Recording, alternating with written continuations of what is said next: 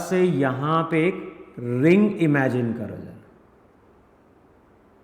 इस तरह से यहां पे एक रिंग इमेजिन करो जिसका रेडियस r है और इसकी थिकनेस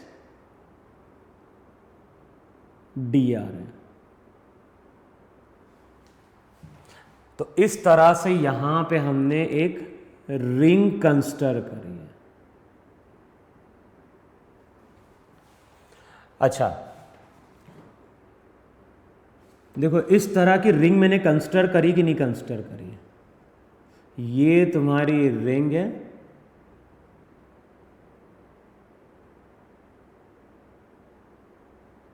रिंग का रेडियस r है, रिंग की थिकनेस वहां पे dr है।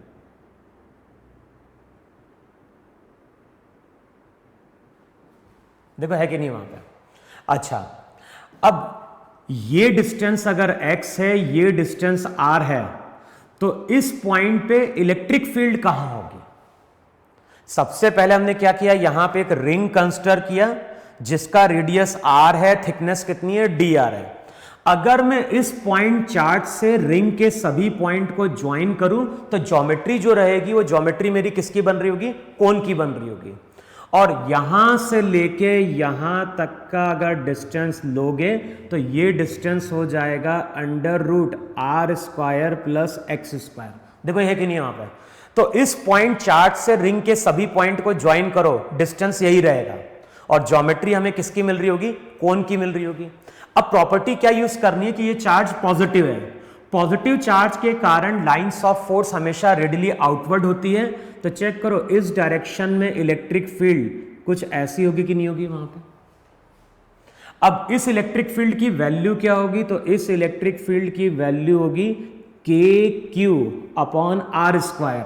तो डिस्टेंस यहां पे हो जाएगा r² प्लस x²। देखो है कि नहीं वहां पे? अब ये तुम्हारा प्लेन है, इस तरह से कोई इलेक्ट्रिक फील्ड आ रही है, तो इस इलेक्ट्रिक फील्ड के कितने कंपोनेंट होंगे? 2। इलेक्ट्रिक फील्ड का एक कंपोनेंट पैरेलल होगा, दूसरा कंपोनेंट वहां पे क्या होगा? परपेंडिकुलर होगा। तो अब यहां पे देखो जरा, ये एंगल थीटा, यहां पे अगर मैं लाइन ड्रॉ करूं इसके पैरेलल तो ये एंगल भी कितना हो गया? थीटा। चेक करो है कि नहीं वहां पे? अब E के यहां पे 2 कंपोनेंट होंगे, एक कंपोनेंट यहां पे होगा E cos थीटा और दूसरा जो कंपोनेंट आएगा वो यहां पे आएगा E sin थीटा। तो अब ये तुम्हारा डिस्क का प्लेन है, इस तरह से इलेक्ट्रिक फील्ड आ रही है। तो इस इलेक्ट्रिक फील्ड का एक कंपोनेंट परपेंडिकुलर है, दूसरा कंपोनेंट क्या है? पैरेलल है। तो जो E sin थीटा रहेगा, E sin थीटा हर पॉइंट पे अगर देखोगे वो सरफेस के पैरेलल चलेगा। यहां कहीं यहां चलेगा, कुछ इस साइड जाओगे तो यहां चलेगा, फिर यहां चलेगा। तो इमेजिन करना वहां पे जो E sin थीटा कंपोनेंट रहेगा वो तो उसके कारण लगने वाला फ्लक्स तो क्या हो गया? 0 हो गया, क्योंकि ये इलेक्ट्रिक फील्ड तो पैरेलल है। अब किसकी इलेक्ट्रिक फील्ड परपेंडिकुलर होगी? तो हर पॉइंट पे अगर देखोगे तो E cos theta electric field हर जगह वहां पे क्या होगी? परपेंडिकुलर होगी। E की वैल्यू तुम्हारी हर जगह क्या है? सेम रहेगी वहां पे। अब मुझे अगर कैलकुलेट करना है कि इस स्मॉल एलिमेंट से फ्लक्स कितना लिंक किया, तो फ्लक्स का फॉर्मूला क्या था? फ्लक्स का फॉर्मूला था इलेक्ट्रिक फील्ड का परपेंडिकुलर कंपोनेंट इनटू एरिया। अब एरिया कैसे मिलेगा? इस रिंग को कट कर दो और कट करके इसको खोल दो। तो बताओ, इस रिंग को अगर कट करके खोलोगे तो ये लेंथ वहां पे क्या हो जाएगी? ये लेंथ हो जाएगी 2πr, विड्थ dr। तो बताओ एरिया कितना आ गया? एरिया आ गया वहां पे 2πr इंटू dr। तो फ्लक्स का फॉर्मूला था इलेक्ट्रिक फील्ड का परपेंडिकुलर कंपोनेंट इनटू एरिया। देखो है कि नहीं वहां पे? अब वैल्यू पुट करोगे तो अगले स्टेप में डी फाई, E की जगह क्या पुट किया? E की जगह पुट किया KQ/r²। देखो है कि नहीं? KQ/r² plus x² into cos theta. Cos theta क्या देगा? कॉस थीटा देगा base upon hypotenuse into 2πr into dr। देखो एक ही नहीं वहां पे? तो अब जो भी स्मॉल एलिमेंट है उससे लिंक फ्लक्स कितना हो गया? तो लिंक फ्लक्स हो जाएगा 2kqx pi R D R. Check करो 2kqx pi R into D R, और नीचे वाली टर्म हो जाएगी R square plus x square to the power 3/2। देखो यही फ्लक्स है कि नहीं वहां पे, और ध्यान है ये जो फ्लक्स है ये फ्लक्स लिंक कर रहा है किससे, एक रिंग से। अब हमें इंटीग्रेट करने की जरूरत क्यों पड़ रही है, क्योंकि हर जगह इलेक्ट्रिक फील्ड सेम नहीं है। यहां पे तो इलेक्ट्रिक फील्ड सेम होगी, लेकिन अगर यहां कोई पॉइंट लोगे तो इलेक्ट्रिक फील्ड अलग होगी, यहां कोई पॉइंट लोगे तो इलेक्ट्रिक फील्ड क्या होगी, अलग होगी।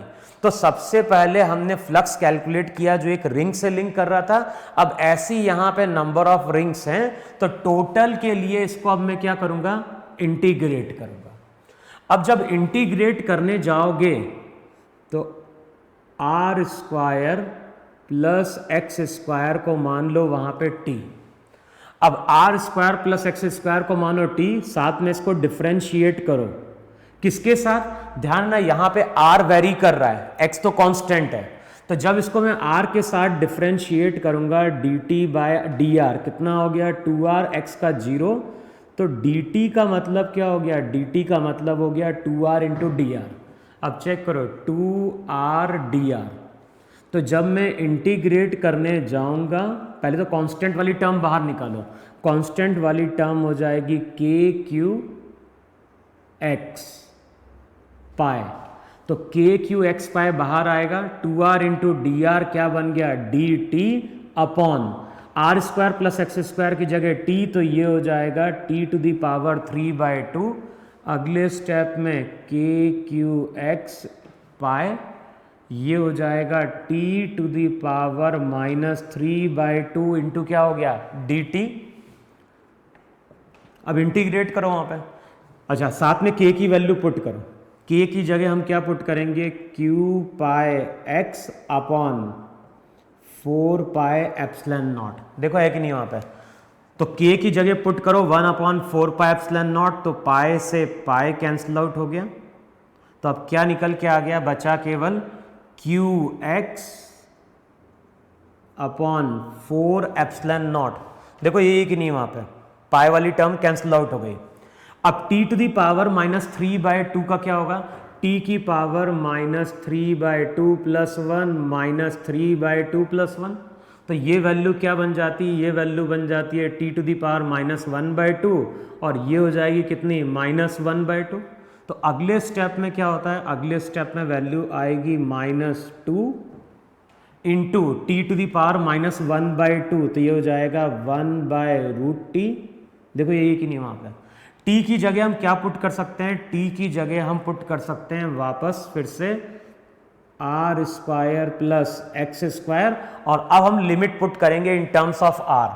जितने भी रिंग हैं सबका रेडियस वेरी करेगा 0 से लेके कैपिटल R तक, तो इसको इंटीग्रेट करो 0 से लेके, यानी इंटीग्रेट हो गया। अब इसकी लिमिट कहां से कहां पुट करनी है, इसकी लिमिट पुट करनी है 0 से लेके कैपिटल R तक।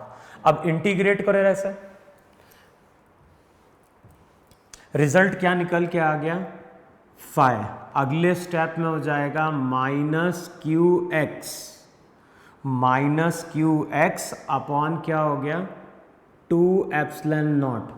पुट करो lower limit, upper limit minus lower limit, तो ये हो जाएगा 1/√ऑफ r square plus x square minus, दूसरी बार r की वैल्यू 0, तो 1/x स्क्वायर का 1/x, माइनस साइन अंदर लेके जाओ तो रिजल्ट आता है q/2 epsilon not, -x into -1/x, 1 - x upon √r square plus x square.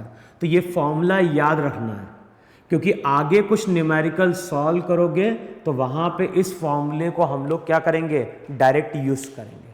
तो ये फॉर्मूला क्या बता रहा है, ये फॉर्मूला बता रहा है कि इस चार्ज के कारण, ये फॉर्मूला बता रहा है कि इस चार्ज के कारण ये जो सर्कुलर रीजन होगा, इस सर्कुलर रीजन से इतना फ्लक्स वहां पे क्या हो रहा होगा, लिंक कर रहा होगा।